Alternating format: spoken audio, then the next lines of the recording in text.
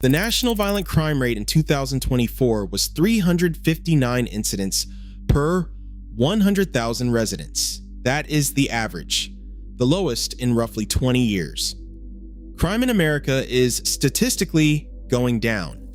Then there is Memphis, Tennessee. 2,501 violent crimes per 100,000 residents, nearly 7 times the national average.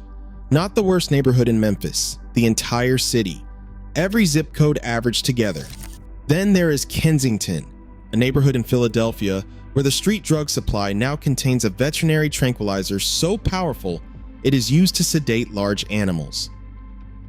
XY-lazine, present in 65% of all opioid samples tested in Kensington between 2024 and 2025, a drug that causes wounds so severe that patients need surgical debridement, a drug for which there is no reversal agent.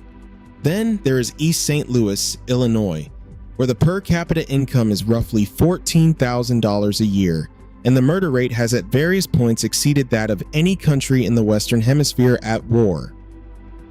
This is not a list of bad neighborhoods to avoid on a road trip. This is a list of places that represent a specific kind of American failure, towns and cities where the systems that are supposed to keep people alive have broken down so completely that the numbers stop making sense. Here are 10 of them. Number 10. Gary, Indiana. Gary was built by U.S. Steel in 1906. One company, one purpose, one industry. At its peak in the 1960s, Gary had a population of 178,000 people. U.S. Steel employed tens of thousands. The tax base funded schools, infrastructure, public services. Gary worked in the specific way that a company town works, as long as the company needed it. U.S. Steel stopped needing it. The decline came in waves through the 1970s and the 1980s as the American steel industry lost ground to foreign competition and automation. Workers were laid off, families left. The population collapsed from 178,000 to roughly 70,000 today, a decline of more than 60% in 50 years. What remained was a city with the infrastructure built for 178,000 people, the tax base to support maybe 40,000, and the actual population somewhere in between. Too many people to abandon, not enough to fund the services they needed. The violent crime rate in Gary is consistently among the highest in Indiana and among the highest of any mid-size American city. Vacancy rates in Gary's residential neighborhoods exceed 30% in some areas. Abandoned factories, abandoned houses, and a local government that has been trying to manage a structural fiscal deficit for decades make up most of what Gary is today. The old U.S. Steel mill still operates partially. The City Methodist Church, abandoned in 1975, is one of the most photographed abandoned buildings in America. It is a Gothic revival structure, being slowly consumed by vegetation in the middle of a functioning city. The tourism, such as it is mostly people coming to photograph the ruins. Gary gets more photographers than it gets visitors who intend to stay. Number 9. Camden, New Jersey. Camden sits directly across the Delaware River from Philadelphia. Philadelphia is a major American city with a functioning economy, a world-class hospital system, major universities, and all the infrastructure of urban life. Camden is separated from that city by a bridge. More than 30% of Camden's residents live below the poverty line. The city's per capita income is among the lowest of any city in New Jersey, which is one of the wealthiest states in the country.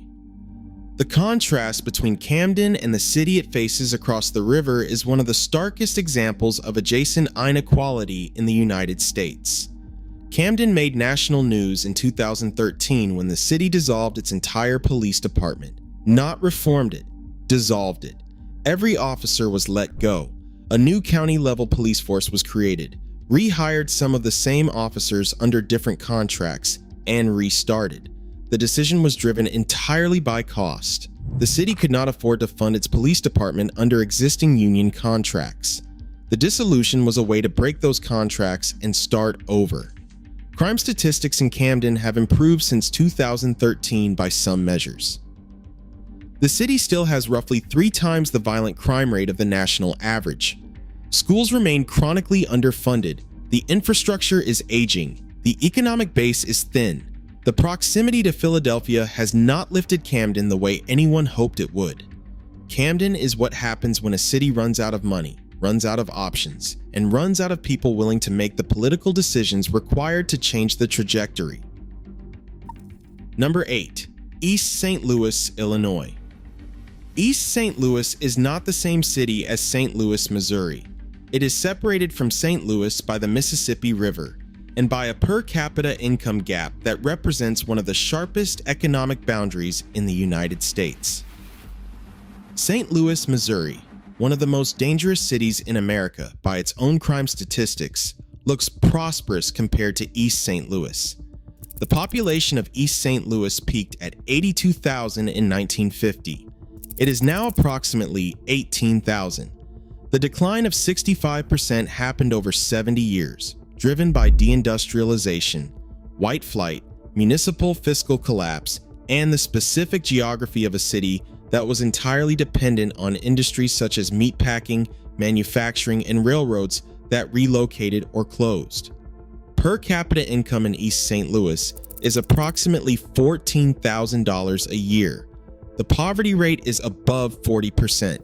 Nearly a quarter of the city's housing stock is vacant or abandoned. The school district has been in state receivership. Basic municipal services, garbage collection, road repair, and water infrastructure have at various points been inadequate or interrupted due to budget shortfalls. The murder rate in East St. Louis at its worst has exceeded the murder rates of some of the most violent countries in Central America. It fluctuates, but it has never approached anything that would be considered normal for an American city. East St. Louis is 20 minutes from the Gateway Arch. It is in the same metropolitan area as one of the most recognized landmarks in America. Nobody who visits the Arch takes that drive. Number 7. Chester, Pennsylvania. Chester, Pennsylvania has approximately 32,000 residents. It is 18 miles south of Philadelphia. It is one of the poorest cities in Pennsylvania and one of the most dangerous cities of its size in the eastern United States. The poverty rate in Chester exceeds 40%. The city has been in state receivership, meaning the state government took over management of its finances because local officials could not keep it solvent. This has happened more than once. Chester has been in and out of financial emergency status for years, a cycle that produces the same outcome each time. Services cut, infrastructure deferred, and the fiscal situation temporarily stabilized at a lower baseline than before. Chester's violent crime rate has consistently ranked it among the most dangerous cities per capita in Pennsylvania, and among the most dangerous in the United States when measured against comparable population sizes. Police staffing has been chronically below what city officials say they need. The schools have struggled with state intervention and financial shortfalls simultaneously. What Chester represents is a category of American city that gets very little national attention because it is too small to make the major city crime rankings and too poor to have a constituency with political leverage. There are dozens of cities like Chester. They do not have professional sports teams. They do not have conventions. They do not show up in travel journalism. They are 18 miles from a major metropolitan area and they are invisible. Number 6. Baltimore, Maryland. Baltimore has roughly 575,000 residents, making it one of the larger cities on this list. Its violent crime rate has placed it consistently among the top 5 most dangerous large American cities for decades. The specific number that defines Baltimore is the murder rate. Baltimore has had one of the highest per capita murder rates of any large American city for most of the last 30 years. In some years, it has exceeded the murder rate of cities in countries that Americans would consider genuinely dangerous. The city has roughly 0.6% of the national population, and it has accounted for a dramatically disproportionate share of national homicides in multiple recent years. The factors driving Baltimore's crime statistics are structural and documented. They include concentrated poverty in specific neighborhoods, a history of redlining and discriminatory housing policy that created spatial segregation that persists today, and a police department that has been under a federal consent decree since 2017, following the Department of Justice investigation triggered by the death of Freddie Gray. That consent decree has produced genuine reform in some areas and ongoing challenges in others. Baltimore also has significant assets that the statistics tend to obscure. Johns Hopkins University and Johns Hopkins Hospital are among the most important medical and research institutions in the world. The Inner Harbor has been a successful urban renewal project. The city has genuine cultural life, genuine history, and neighborhoods with functioning social fabric. The problem is that the concentration of violence in specific Baltimore neighborhoods is so extreme that the citywide statistics make the entire city look like a war zone. They are not accurate representations of most of Baltimore. They are accurate representations of specific parts of Baltimore, and those specific parts contain real people whose lives are shaped by conditions that have not meaningfully improved in decades. Number 5. Kensington, Philadelphia. Kensington is a neighborhood, not a city. It has approximately 100,000 residents within a larger city of 1.6 million. It gets its own entry on this list because what is happening in Kensington is categorically different from what is happening anywhere else in the United States. Kensington was a manufacturing district, textiles, factories, the industrial working class of Philadelphia. When the manufacturing left, a familiar American story, Kensington was left with aging housing stock, high unemployment, and proximity to the pharmaceutical distribution networks that made Philadelphia ground zero for the opioid crisis in the early 2010s. The drug crisis that followed has been covered more than almost any domestic news story of the last decade. The images from Kensington, people collapsed on sidewalks, open-air drug markets operating in daylight, encampments under elevated transit lines, have been seen worldwide. They are not exaggerated. The specific chemistry of what is being used in Kensington is now more dangerous than it was 5 years ago. Fentanyl remains the primary drug, present in 98% of samples tested in 2024 and 2025. But the supply has been increasingly adulterated with xylazine, a veterinary sedative with no approved reversal agent, and more recently with medetomidine, a compound approximately 200 times more potent than xylazine. As of March 2025, medetomidine was present in 83% of all street opioid samples collected in Kensington. There is no naloxone for medetomidine. Naloxone reverses fentanyl. It does not reverse a veterinary tranquilizer. People are dying from drugs that the existing medical infrastructure has no approved treatment for. The city of Philadelphia has committed significant resources to Kensington since 2024. New leadership made it a stated priority. Encampments have been cleared. Police presence has increased. The drug markets have not stopped. One resident said it in a way that has been quoted repeatedly since, "We need solutions that last, not press conferences." Number 4. St. Louis, Missouri. St. Louis appears near the top of almost every dangerous city ranking in America.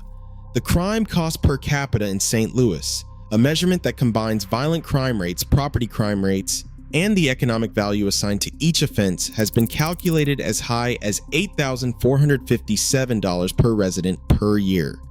For context, New York City's crime cost per capita is approximately $863. In early 2025, St. Louis reported its lowest crime rates in more than 20 years. Homicides down 45% year over date, robberies down 20%, auto thefts down 39%. The progress is real, and it matters. It also needs context. Starting from rates that are roughly 4 times the national average, a 45% reduction in homicides still leaves St. Louis with a homicide rate dramatically above what any other comparable city would consider acceptable. The baseline was so high that dramatic improvements still leave the city in crisis territory. St. Louis's specific structural problem is the city-county separation that has made it one of the most fragmented metropolitan areas in America. In 1876, the city of St. Louis formally separated from St. Louis County. The separation seemed reasonable at the time. It has been a disaster ever since. The city cannot annex its suburbs. Its tax base is confined to the city limits. As middle-class and wealthy residents moved to the county suburbs, a process that accelerated sharply through the 1960s and the 1970s, The city's tax base declined while its poverty concentration increased. St. Louis City today has a poverty rate above 20%. The county surrounding it has a poverty rate below 10%. They are the same metropolitan area. They share no tax revenue. They have separate school systems, separate police forces, and separate fiscal fates. The Arch is beautiful. The city it stands in has been in structured decline for 60 years. Number 3. Memphis, Tennessee. Memphis has 2,501 violent crimes per 100,000 residents, according to FBI data from 2024. That is the highest violent crime rate of any major American city, nearly 7 times the national average. The poverty rate in Shelby County, which includes Memphis, is 19%. The poverty rate in the city proper is higher. Child poverty in the Memphis metropolitan statistical area is 27%. Memphis has ranked first or second in child poverty among large American metro areas for multiple consecutive years.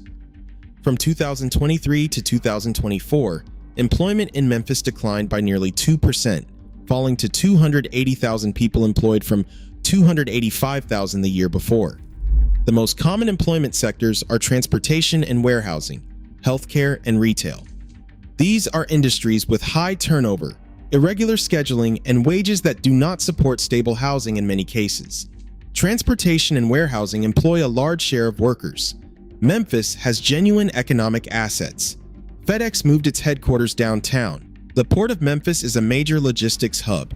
The healthcare sector is large and growing. The music history is real, from Beale Street to Sun Studio, and the legacy of everything recorded here. The problem is that the economic assets and the poverty exist in the same metropolitan area without meaningfully connecting. The suburban unemployment rate in Memphis is roughly 4%. The city unemployment rate has historically run twice that. FedEx headquarters is a few blocks from a neighborhood where 2/3 of the population lives below the poverty line. Memphis is not uniquely mismanaged or uniquely cursed. It is a concentrated version of a pattern that repeats across the American South and Midwest, a metropolitan area where economic growth and poverty exist in proximity, but not in connection, where the wealth generated in one zip code does not flow into the adjacent one. Number 2. Detroit, Michigan. Detroit does not need an introduction. It is the city that has defined American urban decline for 50 years in the cultural imagination. What it needs is an accurate current assessment. Detroit's population peaked at 1.85 million in 1950. It is now approximately 620,000. The decline of 67% is the largest percentage population loss of any major American city in modern history. It happened over 70 years, not all at once, but continuously, in a process that seemed like it might stop and never did. The consequences of that decline are physical in a way that is unique in American urbanism. Detroit has roughly 25,000 vacant and abandoned structures, not vacant lots, structures, houses, commercial buildings, factories, structures that are standing, deteriorating, and unmaintained in a city that is too financially constrained to demolish them all and too underpopulated to fill them. Detroit filed for Chapter 9 bankruptcy in 2013 with more than $18 billion in debt. The bankruptcy reduced pension obligations for retired city workers. It reduced payments to bondholders. It did not fix the structural problem of a city with a tax base built for 1.85 million people, trying to fund services for 620,000. Detroit's crime statistics are consistently among the worst of any large American city. Violent crime rates run more than triple the national average. Specific neighborhoods, particularly on the east side and far northwest, have conditions that are as difficult as anywhere in the United States. Crime remains a deep challenge, but Detroit is also a story that has more chapters than the decline narrative suggests. Downtown Detroit has experienced genuine investment. The Little Caesars Arena, Quicken Loans Arena, new residential development, new restaurants and businesses. Neighborhoods like Midtown and Corktown have genuine momentum. The city demolished roughly 20,000 abandoned structures under Mayor Mike Dugan's program, an aggressive push to address the blight that had defined the city's image. The problem is that the investment and the poverty exist in the same city and have not yet connected. The glass towers downtown and the abandoned houses 2 miles away are in the same municipality, paying the same taxes, receiving the same services. Number 1. New Mexico, the state that doesn't make the list but should. The most dangerous cities in America are almost always measured by population size. Lists focus on cities over 100,000 people, cities over 200,000 people. This methodology misses something important. New Mexico has the highest violent crime rate of any state in the country, 749 incidents per 100,000 residents, more than 7 times the rate of Maine, the safest state, 7 times. The state rate is higher than the city rates of many places that regularly make dangerous city lists. Albuquerque, New Mexico's largest city, with roughly 560,000 people, has a violent crime rate and a property crime rate that place it consistently among the most dangerous large cities in the United States. Motor vehicle theft in Albuquerque was, for several years, the highest of any major American city. That distinction drew national attention and spawned local news coverage that ran for years. But it is the small cities and towns of New Mexico that most profoundly illustrate what happens when the statistics move below the threshold of national visibility. Gallup, New Mexico. Farmington. Espanola, a city of roughly 10,000 people that has at various points had overdose death rates that would be staggering by any national standard. Espanola is a small city in northern New Mexico with a population that is majority Hispanic and Native American, a per capita income below $15,000, and a history of heroin use dating back to the 1970s that predates the national opioid crisis by decades. The crisis in Espanola was never treated as a national crisis the way the opioid crisis in white suburban and rural America was treated when it emerged in the 2010s. This is the thing about the most dangerous places in America that the lists do not capture. The places at the very top of the rankings, the ones with the highest numbers, are not the only places where the systems have failed. They are the ones large enough to generate the data that makes the list. The places too small to make the list are often the ones where things have been broken the longest, where there was no crisis moment that drew national attention, and where the conditions have simply been the conditions for as long as anyone can remember. Memphis has 2,501 violent crimes per 100,000 residents. That is 7 times the national average. There are places in America where it has been 7 times the national average since before anyone started counting.